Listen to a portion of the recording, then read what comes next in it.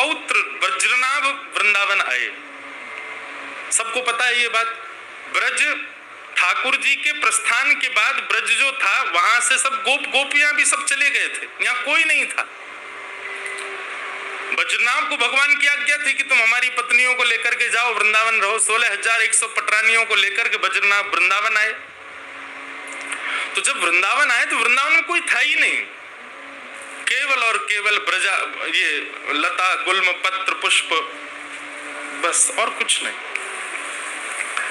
ब्रजनाभ और उनकी सब माताओं ने आकर के महल आदियों को व्यवस्थित किया। ब्रजनाभ सोचने लगे क्या करें।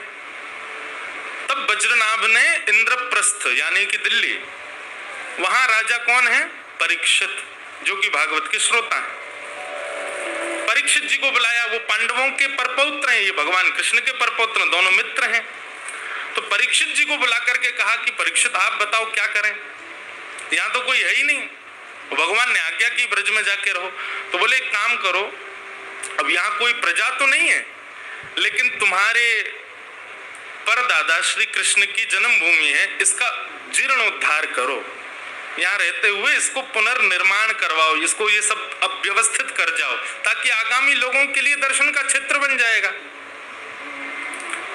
तब परीक्षित और ब्रजनाभ भ्रमण करते करते यमुना के तट पर पहुंचे। वहां उनको सांडिल्य मुनि मिले, भगवान के कुल पुरोहित। सांडिल्य मुनि से जाकर के उन्होंने आज्ञा ली। बहुत ध्यान से सुनिएगा। तब सांडिल्य मुनि ने उनको ब्रज का पूरा नक्शा बना करके दिया कि ये ब्रज है, ये यमुना जी हैं, यहाँ पर ये वन है, यहाँ पर ये वन है, यहाँ पर ये है, यहाँ पर ये है। तब ब्रजनाभ, यहाँ पर स्पष्ट वर्णन है, ब्रजनाभ जी ने आज्ञा ली मैं सबसे पहले किस स्थान से प्रारंभ करूं। तब सांडिल्य मुनि ने आज्ञा करते हुए कहा तुम सबसे पहले श्री गोवर्धन का जीर्णोद्धार करो। तो ब्रज में सबसे पहले कलिकाल में जिस स्थान को बसाया गया वो है श्री गोवर्धन। ब्रजनाभ आए, आकर के गोवर्धन को व्यवस्थित किया। फिर धीरे धीरे उन्होंने आदि आदि स्थानों को व्यवस्थित किया।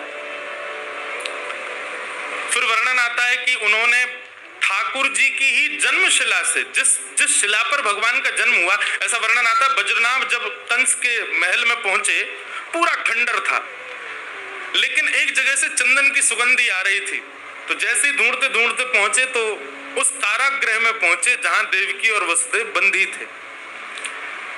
सब जगह काई लग गई थी, सब जगह बेल चढ़ी हुई है, सब जगह धूल लगी है, लेकिन एक शिला वो ऐसी लग रही है मानो अभी किसी ने पंचामृत अभिषेक किया हो। वे समझ गए कि ये वही शिला है जिस पर हमारे पितामह, हमारे परदादा श्री कृष्ण का प्रादुर्भाव हुआ, अत्यंत सुगंधित। तब उसी शिला से उन्होंने ठाकुर जी के कुछ विग्रहों का निर्माण किया, जिसमें श्री गोविंद देव प्रभु, श्री गोपीनाथ जी और श्री मदन मोहन जी, ये तीन ठाकुर विराजमान हुए। वैसे वर्णन तो आता है कि आप लोग जब कृष्ण जन्मभूमि दर्शन करने जाएंगे तो जन्मभूमि के पास में श्री केशव देव जी का मंदिर है। वो केशव देव जी भी ब्रजनाभ के द्वारा विराजमान किए गए।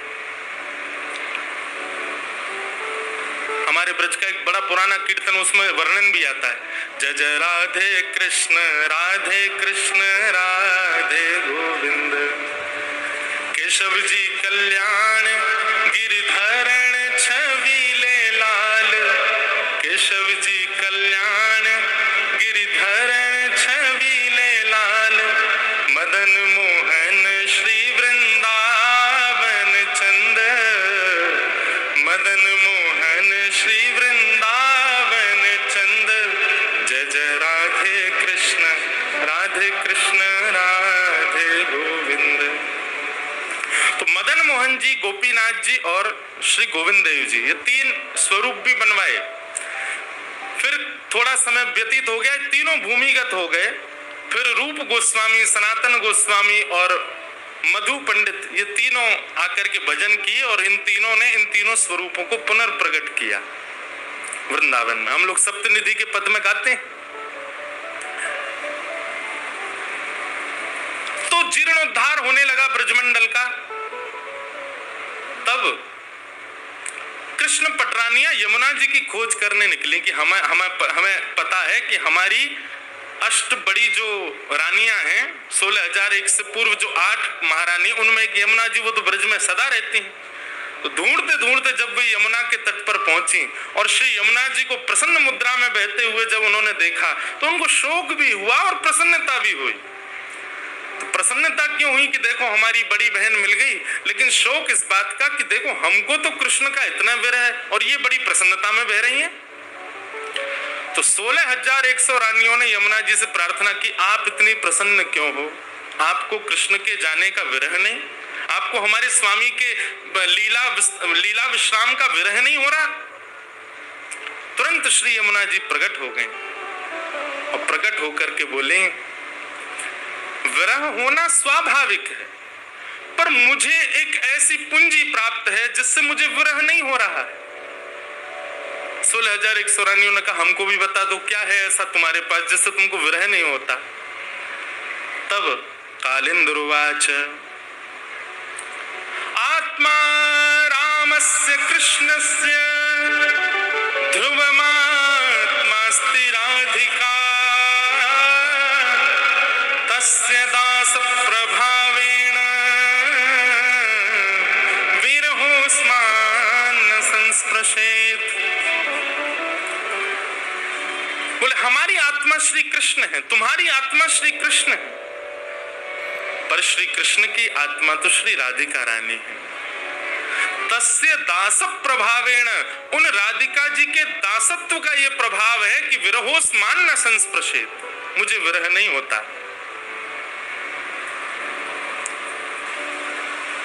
कृष्ण पटरानियां बोली, उनके दासत्व में ऐसा क्या है? बोले जाके अधीन सदा ही सांवरो, जाके अधीन सदा ही सांवरो, या ब्रज को सिर ताज हमारे माई, या ब्रज को सिर ताज हमारे माई, श्यामा जू को राज हमारे माई, श्यामा जू को। जाके अधीन सदा ही सांवरो, या ब्रज को सिर ताज हमारे माई, श्यामा जू को ताज। श्री विठ्ठल विपुल विहारिण केवल, ज्यों जलधर सो गाज हमारे माई, श्यामा जू को राज। इतना सुंदर इसका मुझसे किसी ने अर्थ पूछा कि विठ्ठल विपुल विहारिण केवल जो जलधर सो गाज। मैं बद्रीनाथ जा रहा था और महाराज जी मैं पूरे रास्ता यही सोचता रहा, इसका अर्थ क्या है, इसका अर्थ क्या है? जो जलधर सो गाज। और जब बद्रीनाथ पहुंचा ना, तब भाव समझ में आया।